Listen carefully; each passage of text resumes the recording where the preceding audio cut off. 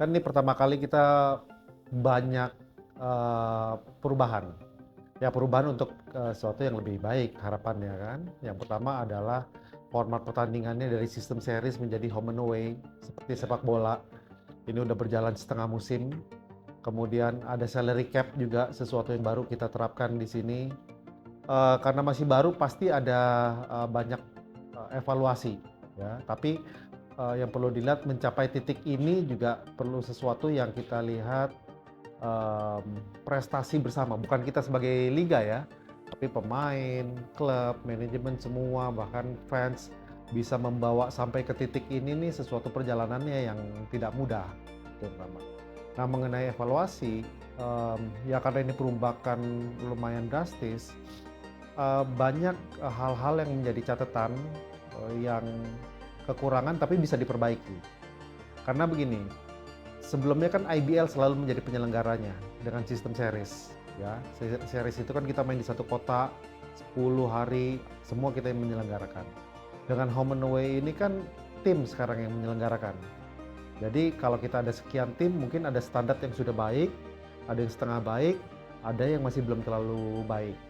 Apa standar pelaksanaannya, kemudian kemampuan pengelolaan orangnya, wawasannya, pengalamannya, sehingga itulah yang kita memang perlu waktu untuk bisa nanti makin sempurna. Ini kan baru tahun pertama, jadi menurut saya di tahun pertama ini untuk mencari kekurangan itu justru hal yang baik gitu.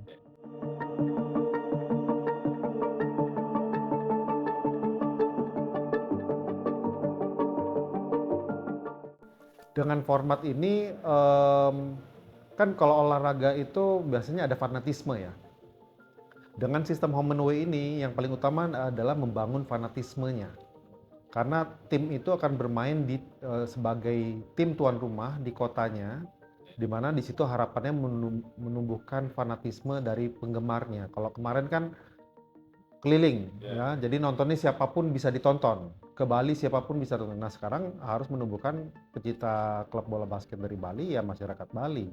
Nah itulah yang menjadi kunci supaya nanti ke depannya sukses. Apa ya kriteria sukses ke depannya dari sisi di luar kompetisi adalah pendapatan. Ya kan, gimana pendapatan klubnya meningkat dari sponsorshipnya, dari tiketnya, itu yang menjadi ukuran kita nanti ke depan.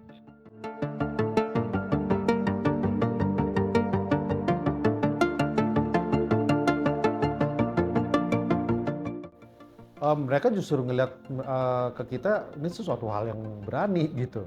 Karena di Filipina itu kan liganya udah lebih lama dari kita. Kita kan melakukan ini juga perjalanannya nggak dalam 1 tahun, oh tahun depan yuk, enggak. Jadi yang kita lakukan 2024 ini sebetulnya wacana yang sudah kita sampaikan ke seluruh klub itu tahun 2020. Jadi dan blueprintnya itu waktu itu kita buat tahun 2019. Jadi ini perjalanan yang udah cukup lama. Dan di situ kan kita riset seperti apa liga di Filipina, di Thailand, di Malaysia. Jadi kita pelajarin kemudian yang menggunakan sistem home and away di NBA, di Australia dan sebagainya. Ya mereka melihat sih sesuatu yang oh berani juga ya melakukan itu karena di sana belum, di Thailand juga belum. Banyak ya. Jadi ada NBA, kemudian ada Australia, ada Jepang, ya paling dekat Jepang yang kita menjadi contoh model karena waktu itu kita juga menjadi alasan bekerja sama dengan Bilik.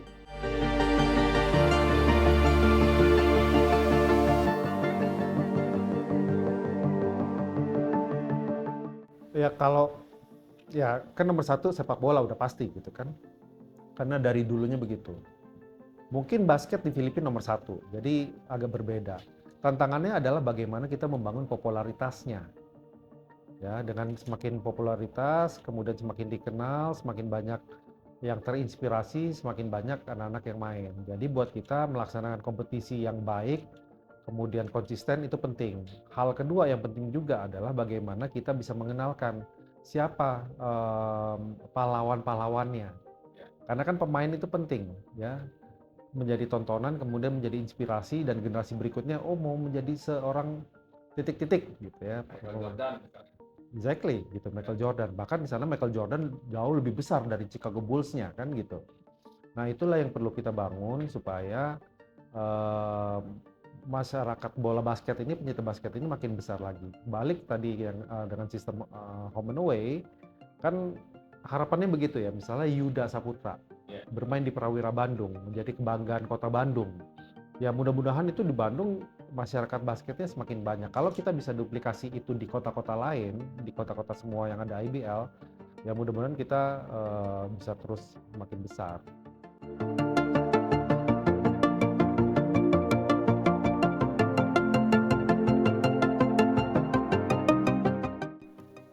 Mungkin dari aspek mana dulu ya? Misalnya begini, kalau kita mengukur sebuah tayangan, pastikan jumlah tayangan. Alhamdulillah dengan sistem home and away ini, jumlah penonton di lapangan dan jumlah penonton di layar kaca itu meningkat di atas 52%. Kalau kita bicara kualitas, yang kita sadari memang dan menjadi catatan kita adalah misalnya kualitas gambar. Nah, kenapa kualitas gambarnya tuh ada belang-belang tuh, ada yang bagus, ada yang standar, kemudian ada juga yang kurang bagus. Kembali tadi, jadi dengan sistem home and away itu kan biasanya kita yang melakukan semua. Nah, ini dilakukan oleh klub. Klub menggunakan home base-nya masing-masing. Jadi kita bicara infrastruktur. Ini tantangan kedua di Indonesia, bahwa infrastruktur itu mungkin melihat contoh misalnya gini, Senayan. Mungkin bagus gitu kan. Kemudian ada salah satu tim kita main di tenis indoor Senayan. Bagus. Tapi secara struktur, ya contohnya ini kita bicara broadcast, itu memang agak teknis, tapi ini yang terjadi. Struktur bangunannya itu tidak mumpuni untuk melakukan standar lighting broadcast yang baik. Indonesia Run dari awal udah dibangun seperti itu gitu. Jadi banyak di Indonesia kalau kita lihat secara fisik, secara kasat mata, oh bagus gitu. Tapi kok begitu tayangan kok begitu ya? Itu cukup banyak. Jadi itu terjadi di Senayan. Kemudian terjadi juga di Tangerang. Karena kan dengan home and away ini baru pertama kali semua jadi menggunakan lapangannya masing-masing yang sebelumnya belum pernah digunakan IBL. Contoh misalnya di Tangerang, di Bogor, ya di tenis indoor Senayan. Jadi itu yang menyebabkan memang ada beberapa penilaian kualitas gambarnya yang kurang baik di beberapa pertandingan. Ya, tapi ada juga beberapa pertandingan seperti yang di Gor Simpruk, kemudian di Bandung, di Jogja, di Bali, di Kabupaten Bogor, itu udah memenuhi standar yang baik.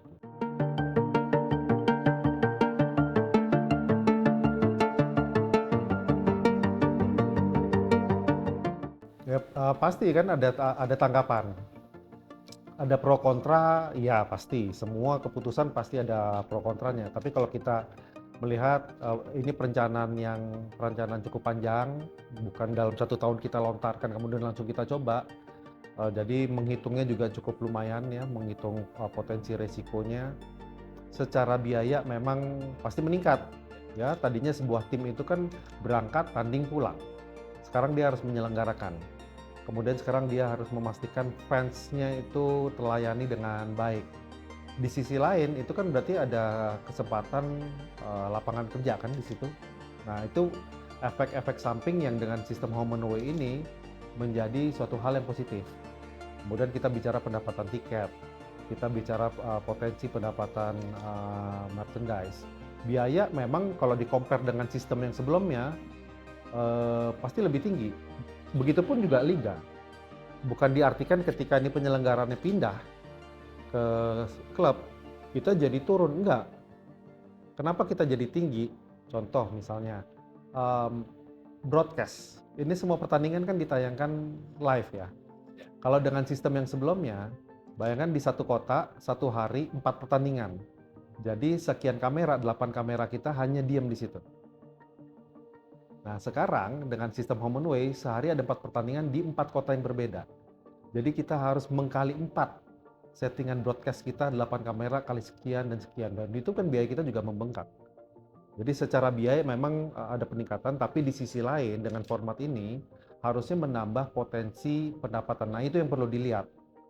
Ya kan kalau misalnya kita mengarah ke mindset secara bisnis ya, bagaimana cost ini meningkat, tapi di sisi lain ada nggak potensi untuk pendapatannya? Ya, sponsor lokalnya harusnya bisa berjalan. Tiket yang tadinya klub tidak mendapatkan sepeser pun dari penjualan tiket pertandingan saat ini 100% itu untuk klub. Ya, kemudian pendapatan lain-lain ketika dia menyelenggarakan sama seperti semua menyelenggarakan event kan, konser, em, conference dan sebagainya. Potensi untuk pendapatan di situ harus bisa ditingkatkan dan harusnya bisa. Kembali kuncinya apa? Kuncinya di fanatisme tadi. Ya, jadi kan makanya di sini kan kalau sekarang nih masih ngelihat pertandingannya siapa lawan siapa. Ya, kalau ada istilah big match gitu, mungkin baru full 100%. Nah, ini yang harus jadi evaluasi. Jadi sekarang itu kita membantu para tim juga sistem tiketnya kita bantu, kemudian laporannya kita bantu supaya apa nih analisanya untuk setiap klub-klub itu karena bisa jadi berbeda-beda. Harusnya yang kita inginkan adalah em, terlepas dari siapa lawan siapa, ketika tim tuan rumahnya main harusnya rame, ya kan? Kalau misalnya tim Bandung mau siapapun lawannya, ketika main di kotanya harus rame. Nah, bagaimana itu bisa diaplikasikan di kota-kota lain? Itulah yang tadi kembali dengan format ini peluang untuk menggali fanatismenya. Jadi klub-klub harus berpikir juga bagaimana memarketingkan pemainnya, memarketingkan klubnya, bekerja sama dengan potensi-potensi yang ada em, di kotanya, apakah pemerintah daerah, apakah sekolah-sekolah, apakah public spaces seperti mall. Intinya ini kan harus menjadi kebanggaan kota.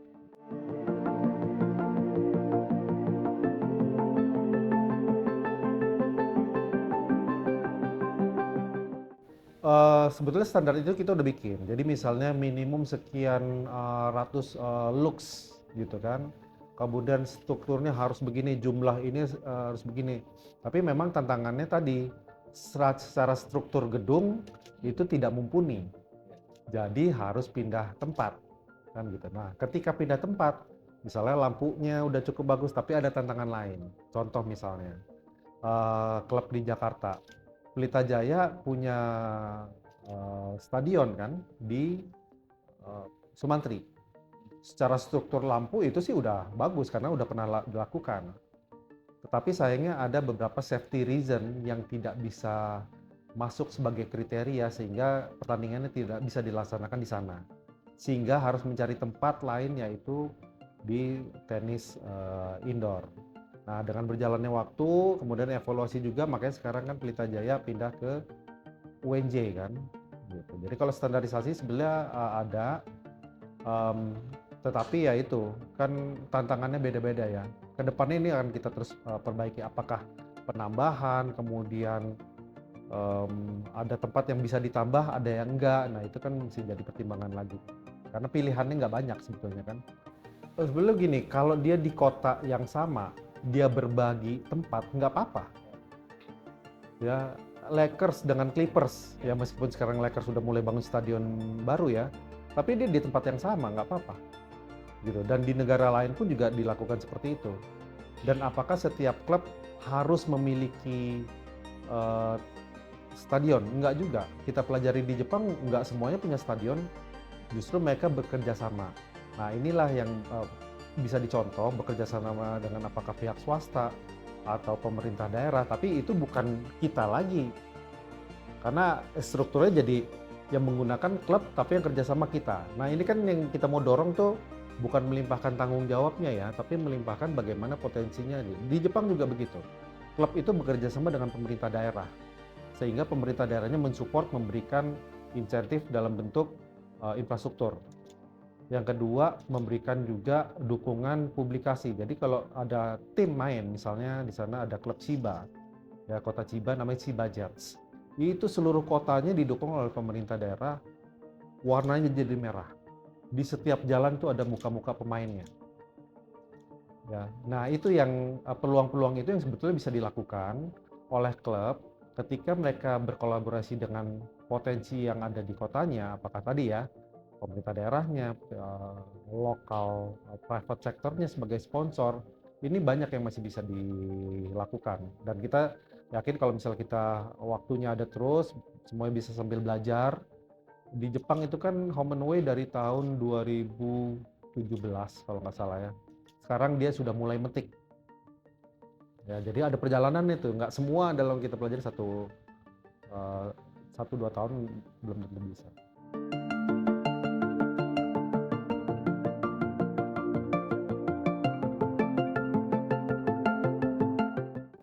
Oke, kalau misalnya antara IBL dengan Liga Mahasiswa, misalnya bikin program draft kan udah pernah dicoba, gitu kan.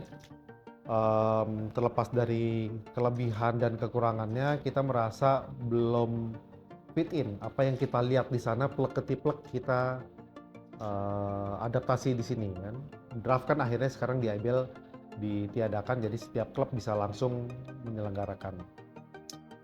Untuk kerjasamanya mungkin lebih bagaimana secara track record pemain itu bisa nyambung mulai dari sekolah, bahkan jangan dari liga mahasiswa ya. Kalau bisa dari bawah, dari kelompok umur, kemudian ke sekolah, ke SMA, kemudian ke kuliah, sampai itu kalau bisa ada single ID, single entity, bagaimana pemain itu bisa tercatat statistiknya. Sehingga IBL itu kan klub-klubnya itu bisa dibilang um, piramidanya pengguna paling akhir. Kalau sekarang kan melihat kasat mata ini kayaknya bagus gitu kan, atau rekrut gitu. Tapi kalau semuanya bisa tercatat dengan baik, ya bisa dicatat. Ini kan perkembangan pemainnya, kemudian dengan statistik seperti ini masih bisa berkembang lagi apa enggak gitu. Jadi itu yang mau kita lakukan, jadi menyambungkan statistik gitu. Contoh misalnya Abraham Damar, itu kan main di Liga Mahasiswa juga. Ya kalau kita bisa sambungkan historical performance-nya dia di Liga Mahasiswa sampai dengan di IBL, dan kita bisa bikin sambungannya, kan sebagai pemain pasti dia, oh ada track record tumbuhannya. Buat orang-orang yang lain juga bisa ngelihat. Dan yang kedua ya kompetisinya ya. Jadi kalau kita bicara kompetisi, penjadwalan penting. Makanya Liga Mahasiswa dengan IBL kita nggak boleh bentrok. Ya, dan ada beberapa regulasi yang misalnya pemain rookie di IBL tahun pertama, kalau dia masih statusnya di universitas, masih diberikan kesempatan untuk bermain maksimal 2 tahun di level universitas. Tujuannya apa? Untuk menambah jam terbang. Itu kan kadang-kadang rookie mungkin minitnya masih sedikit gitu ya, tapi dia sebenarnya punya potensi. Nah, di level kampusnya dia bisa membantu kampus itu untuk bisa lebih step up, makanya regulasi itu yang kita coba kerjasamakan.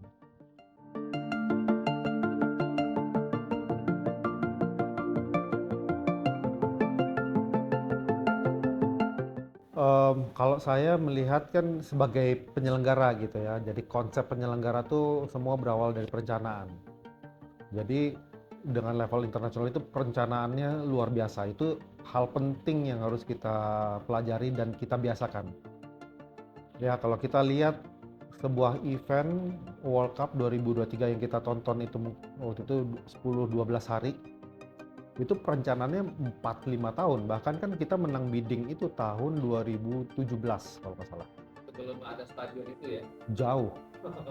Jadi saya ingat waktu itu Asian Games 2018, kalau tidak salah Indonesia diumumkan menang bidding itu 2017. Ya berarti 17, 18, 19, 20, 21, 22, 23.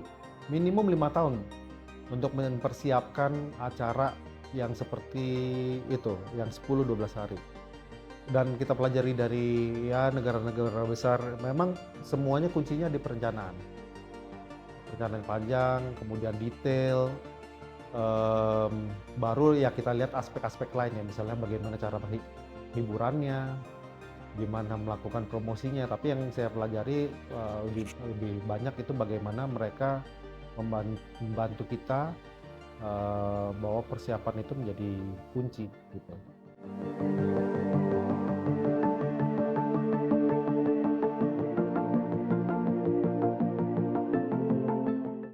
Oke, kalau kita di basket kita mempositioningkan kita sportainment. Ya, jadi bagiannya memang karena basket itu kan lebih perkotaan, lebih muda gitu. Jadi ekspektasi orang nonton basket itu bukan hanya seru di pertandingan, tapi memang harus menghibur dari segala aspek. Makanya kita memposisikan IBL itu arahnya sportainment. Udah sampai di mana kalau misalnya kita kiblat dengan NBA lah, misalnya Amerika, mereka jangan NBA, seluruh pertandingan olahraga yang ada di sana itu konsepnya sudah sportainment. bukan hanya NBA-nya aja. Jadi orang itu nonton pertandingan tuh udah seperti kita nonton konser, konser. udah part of entertainment. Nah sekarang di sini masih sebagian besar nonton pertandingan basket. Nah ini yang mau pelan-pelan kita upgrade gitu ya. Itu juga tadi salah satu kita belajar juga di World Cup, belajar juga dengan bilik, belajar juga di NBA bahwa unsur-unsur entertainment itu harus menjadi satu bagian yang em, harus benar-benar nempel gitu. Ya. Bukan cuman half time lagi break kemudian ada hiburan, enggak, ini semuanya tuh harus ada kemasannya. Disitulah kalau kita lihat kan NBA Amerika gitu jagonya di situ kan. Kalau kita bicara basketnya Eropa nggak kalah kok Ya. gitu, tapi Packaging mereka ya. bungkusannya, packagingnya gitu, karena mereka udah terbiasa dengan itu dari lama. Secara keseluruhannya mungkin masih setengahnya, tapi saya yakin udah mulai terus bertambah. Kenapa? Kita ngelihatnya bukan hanya IBL-nya aja, tapi secara sport secara keseluruhan. Ya, kita lihat badminton juga udah mulai ada unsur entertainment-nya. Kemudian sudah ada dari sektor entertainment memainkan olahraga sebagai bentuk hiburan ya, contohnya misalnya para teman-teman selebritis Ya. bikin nah itu kan membuat orang nanti melihatnya ini olahraga emang udah hiburan gitu. Memang itu seharusnya bahwa olahraga ini ketika berada di level tertentu seperti liga profesional harus menyadari bahwa itu bagian dari hiburan, bagian dari entertainment.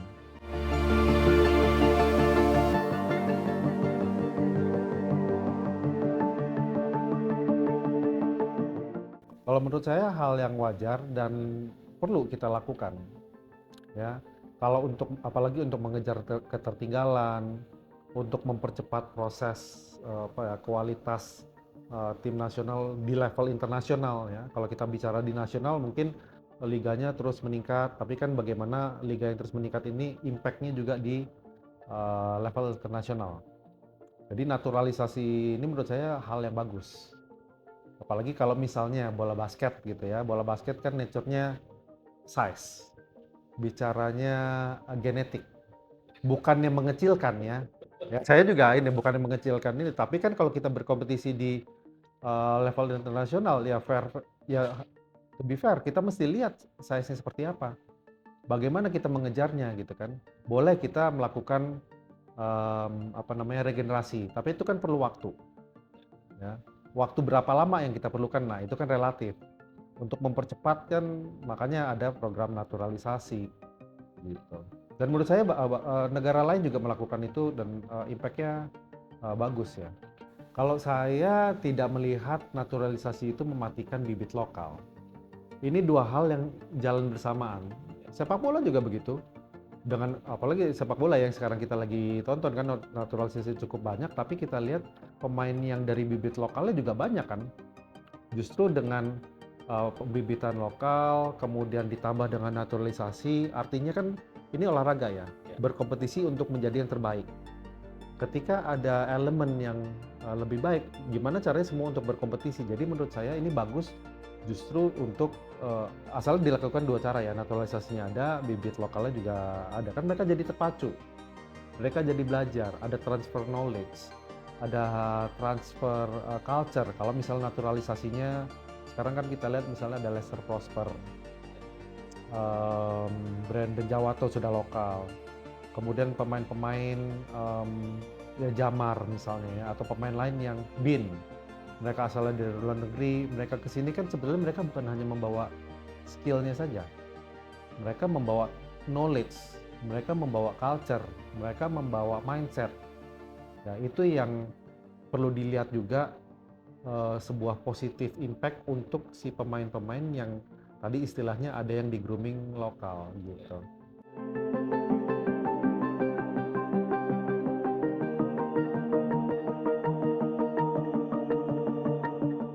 Setuju, mungkin jalan pintas, ya oke lah kalau misal jalan pintas, percepatan lah, bahasa halus ya. Tapi karena kalau enggak kan namanya tadi kompetisi, kemudian di dunia kan semua juga berkompetisi. Ya kalau di negara lain melakukan hal itu dan itu disahkan secara federasi, kenapa enggak gitu? Kenapa kita apa jangan kita harus idealisme kita enggak, kita berkompetisi toh kita enggak menyalahi apapun gitu. Aturan FIBA ya. Kita nggak menyalahi apapun, justru mesti dilihat, oke boleh ada masukan, kita perlu juga kritik-kritik itu juga selalu kita perlukan, tapi semua itu pasti ada positif impact-nya. Nah, kita perlu melihat kalau membangun itu dengan optimisme, positif impact apa yang bisa didapat.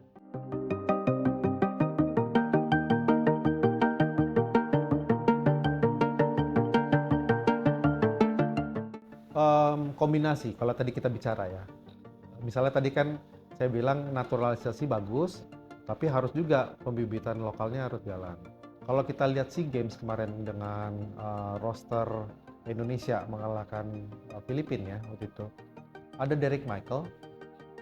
Derek Michael bukan naturalisasi, ya dia dari PPOP ya, saya lupa SMP-nya apa, tapi dia merupakan salah satu apa yang dijalankan federasi kita Perbasi dengan kompetisi-kompetisinya berjenjang dan sangat bertalenta. Ya dia punya kesempatan di luar negeri dan membela tim nasional. Itu kalau kita bicara potensi bibit lokal. Kemudian dikombinasikan waktu itu dengan Marcus Bolden, ya melawan tim waktu itu seperti Filipina ya dengan size yang di atas rata-rata kita, pengalamannya juga di atas rata-rata kita. Nah dengan tambahan naturalisasi ya kita bisa menang, gitu kan. Ditambah dengan roster itu ada Yuda, ada Prastawa, ada Braham, ada Arki, ada Vincent, Arigi kalau nggak salah. Jadi roster itu sih bisa dibilang komplit ya, sangat komplit. Jadi bukan hanya karena naturalisasinya saja, karena semuanya itu menjadi satu bagian yang kuat menurut saya.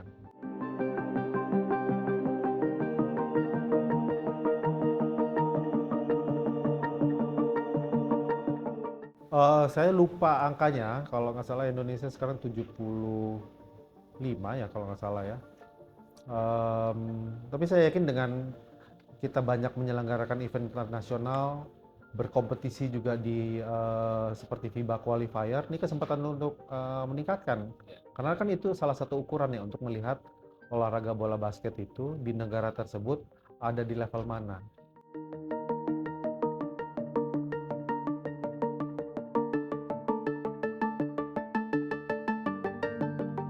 Pemainnya banyak yang bagus. Jadi sekarang saya bisa bilang alhamdulillah ada di era di mana pemain seperti Arki yang sudah senior masih peak performance, ada Prastawa, Abraham di usia yang matang, kemudian ada Abraham Wenas juga, Vincent. Jadi itu mungkin nama-nama yang sudah kita kenal sebelumnya dan ada di peak momentumnya hari ini. Di saat yang bersamaan ada generasi-generasi baru, ya Yuda Saputra, Arigi, Yesaya, kemudian kita lihat ada Firdan, Anthony Erga. Jadi ini ada sebuah kolam besar antara yang senior dengan yang muda. Saya yakin ke depannya ini kalau kita bisa konsisten, kemudian terus kita bantu pemain ini menjadi lebih besar lagi, pasti akan banyak generasi-generasi muda yang akan mengikuti jejaknya mereka gitu. Masih terbuka, dan sekarang kita lihat nama-nama tadi ya yang saya sebut itu kalau misalnya main ya alhamdulillah mereka sudah mulai gaining popularitasnya sebagai atlet, karena itu yang memang diperlukan. Bagaimana mereka bukan hanya bagus di lapangan, jago di lapangan, tapi dia juga bisa membantu orang banyak ya, menginspirasi gitu, karena semua bermula dari situ.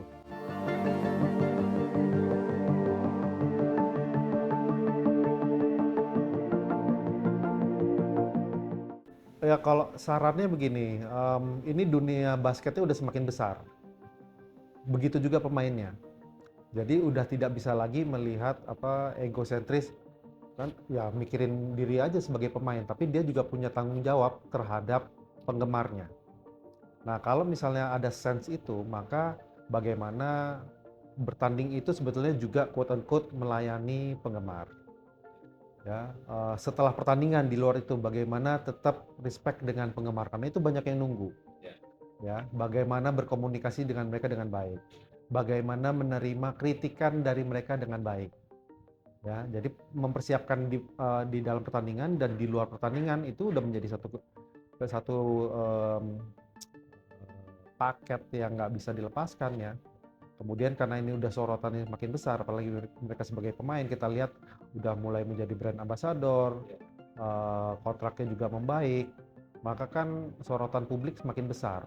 Kemampuan berkomunikasi penting, berkomunikasi baik di media, dengan klub, dengan stakeholders lain juga penting. Jadi itulah, makanya saya selalu menganggap kemarin di All Star ada pertanyaan, kok ada pemain IBL main di celebrity game?